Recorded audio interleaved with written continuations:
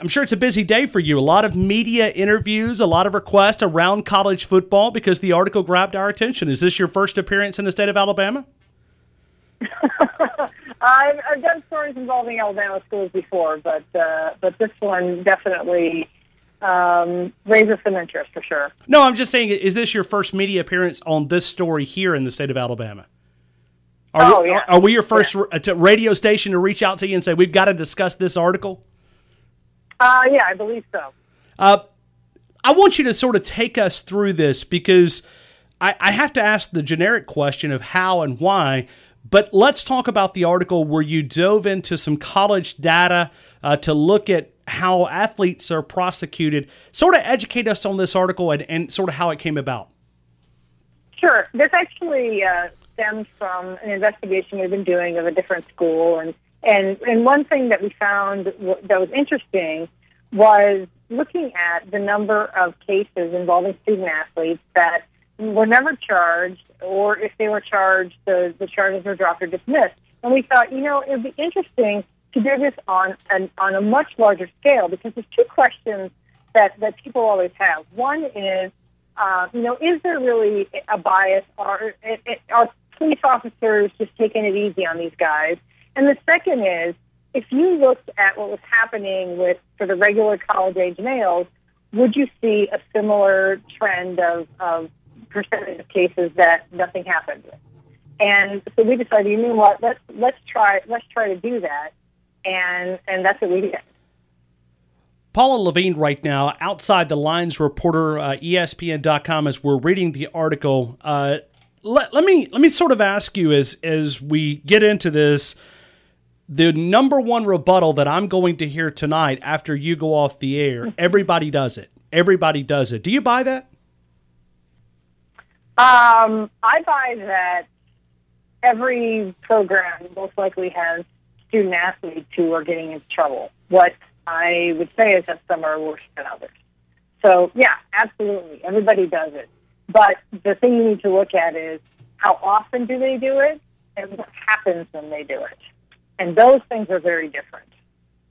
When you look at Florida and Florida State, obviously from a numbers perspective, those are the two schools that jump out at you the most?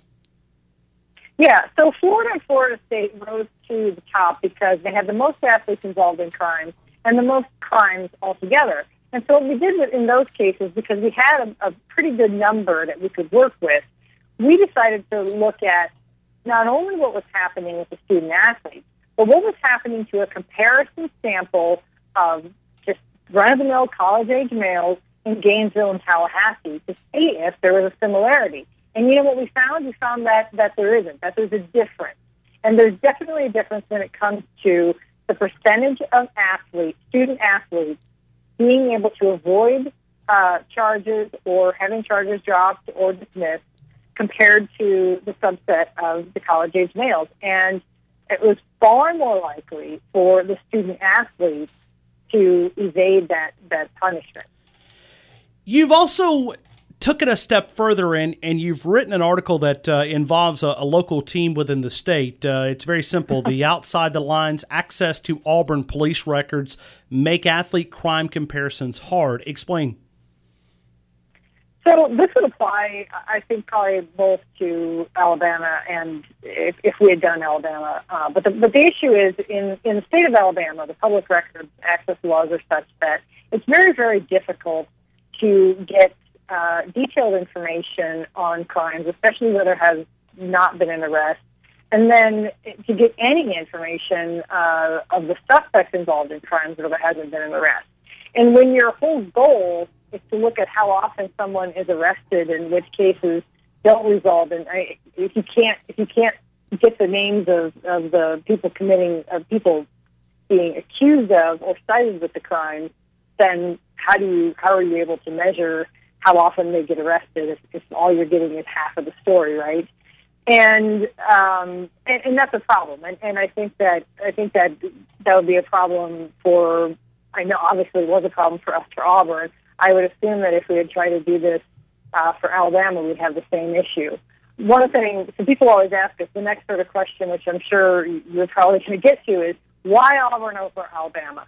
There's no great conspiracy there. It's not because I have any personal favoritism or dislike of either team or because of anything ESPN does.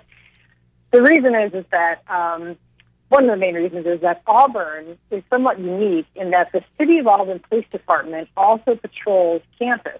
So there's only one police department that we had to work with to get the records. And one of the biggest challenges in this project overall was how long it was going to take us to get these records and how many battles we had to engage in. And so we thought, well, this would be great. It'd be easier because it's only one agency to work with. Now, it didn't necessarily turn out to, that was an assumption we made going in. It wasn't necessarily true because it was actually quite a struggle to get these records. But, and if we had had unlimited resources and time, and if we thought that all the agencies were responsive and get us records back, we probably would have expanded the scope beyond 10. And if we had expanded the scope beyond 10, we certainly would have included Alabama. When you look at Auburn, did you feel resistance was it the athletic department or the police department getting these records? Well, it was the city of Auburn, and the city police department, and then the courts. And it was very difficult because of their access laws. And then even after we got the records from the city with the incidents, then it was an issue of tracing those incidents through the courts, just because obviously we had to see if there were charges, and after that, how those charges ended up. Well, the courts there weren't necessarily the most transparent or cooperative, and neither was the district attorney's office in dealing with the felony cases.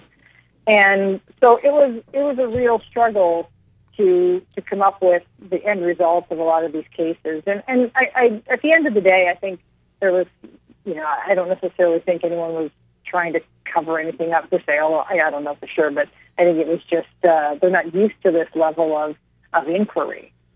And I think there was also a suspicion of, well, what are you trying to do? What are you looking at? And no matter how often I said, look, we're just trying to find out statistically how many crimes involve these athletes and what happened to them, and we need to know the dispositions to do that. So, this just gives you one slice of one school and how difficult it was with that one school. Multiply that, to the other 10, and you'll see it was quite a project to undertake. Was Auburn the most difficult to deal with, as far as including everybody, talking about the city, the district attorney, the officials, the police department? Was that the most difficult school that you covered in your study? Well, no. I think each school had its own unique headache. We obviously countered resistance with a lot of them. With Michigan State University, when they released their campus police records to us, they'd redacted every single name, and I'm like, what is this to me? I can't trace any of these reports because I need a name to be able to figure out what happened, to figure out if there was a court record. And we sued them, and we won at the lower court, and they appealed, and it's still on appeal now. And even even with the priority given to a case like ours, it will still be months before we figure out what happens there. Paula Lavigne right now, ESPN reporter inside the game here in Tuscaloosa and throughout the state of Alabama on Tide 99.1. You said something a while ago that got my attention. When you said that police departments, they said that people, they don't inquire enough. Let me ask you about a media responsibility here, because you're in a position where you're an investigative reporter. You can compile the data. You're able to go behind the scenes and get this. Let's talk about the media responsibility for just a couple of minutes, because sometimes maybe we don't do enough. Could this be something that you could lay back at the media responsibility, that we don't inquire enough to get information like that you were able to put in your article? Well, I'll tell you that, it was one of the things that was really interesting to me was that across the board, the number of cases I came across, and even cases that resulted in court convictions that had never made the news, never made headlines. And I think in some cases there was a conscious decision. I know in some cases there was a conscious decision not to go forward with something, but with the convictions, it's kind of hard to say what that might be. I came from newspapers. That's where I started my career. I know that newspapers are and local media are strapped for resources. I mean, you can't send someone to the police department every single day to comb through that stack of reports at every police department. So, it doesn't surprise me that some things are getting missed. But I think if anything that this report shows, I would hope that it encourages local media to have more scrutiny, to not just look at the cases that end up in the courts, but to look at the cases that are handled by the police department. Because again, one thing you should always be asking is, why is a case not getting charged? A lot of times there are valid reasons for it. But I think when it comes to student athletes and when it comes to this whole issue of perception of bias, you need to go back a step further and look at why something isn't being prosecuted. In the fourth paragraph in your article, there's something that really alarmed me, because we know the heat that Florida State and the police department there, the sheriff's department, the district attorney, the state dealt with not prosecuting Jameis Winston. I go to a little quote here, or not a quote, it's just part of your article, when you're talking about the 32 additional reports that the city of Auburn provided. You make a comment here at the bottom. It says, the additional reports included 3 strong-arm rape allegations in which no arrests were made. That, as a citizen of this great state, as a taxpayer, that one's a little bit alarming to me. Can you explain? I mean, what was there? Why were there no arrests made? And sort of lead us into a direction of what you know from that, because that to me, that's the most alarming part of reading your article, where you have strong-arm rape allegations with no arrests being made. Boy, I wish I could. I mean, that goes back to the public records laws in Alabama. All I know from what the city attorney's office in Auburn was able to provide me was that there were 3 reports of strong-arm rapes in which it was indicated that the name of the suspect matched the name on our list of athletes. And keep in mind, we did provide dates of birth with most of them. And hoping that matched. I can tell you that on 2 of those reports, there was information in those reports that was able to make me feel even more confident that these were tied back to an athlete. I talked to a local victim advocate who talked to me about one case that she handled involving a young woman and a student athlete, and it's not clear. I think at the end of the day, the woman decided she didn't want to go forward.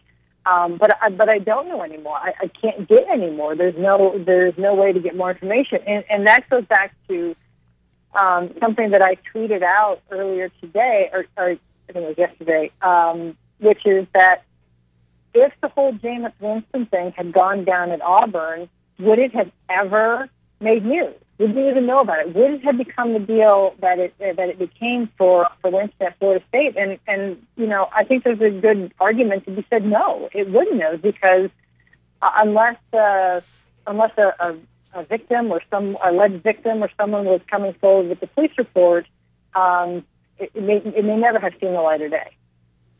Well, that's the part of the article that I said I've got to reach out and connect with Paula and see if she'll come on our show and explain, because to me that's the most alarming, because there's no excuse for rape, and there's no excuse whether we're talking about another school, whether we're talking about a school outside of the state. I'm all about prosecuting. If someone did something wrong, then they should be prosecuted just like a normal citizen. And if their athletic status is causing them to get special treatment, then that's wrong. However, whatever way you want to spin it, that's what jumped out to me. And that word rape just, it's very alarming right now in our society. And hopefully we can not allow athletes to have a special privilege where they get by with such serious crimes. Well, that's true. I do want to be very clear in saying that because I have no more information on them, I don't know if those, I have no idea if those charges, if those allegations are valid. I have no room here to say that anyone was given special treatment. I have no room to say that the police took it easy. All I can say is that there were these reports, these are the allegations, and there's indication that the suspect was possibly an athlete, and that sort of comes back to the lack of information, and it's definitely worth asking a question of. Like I said, they could be completely valid claims, or there might be a very, very legitimate reason why no arrest was made. Is there a follow-up to these this data point? I mean, is there a next set of 10 schools that you're going to study? What's next here as this part of the investigation? I would love to expand this. I think it comes down to resources, time, and interest, and I think we need to decide internally what we want to do. People have, in feedback I've received, people have asked other questions about, well, have you looked at race of athletes? And no, that was not a question I had, nor anything I factored into it, but certainly a legitimate question. Have you looked at other sports? Have you looked at female athletes? I think in light of the Hope Solo allegations, I mean, there's a claim to be made there. So I would love to see a next step. I know there's a great deal of interest in this. I don't know what it is yet, but I'd certainly be willing to pursue it.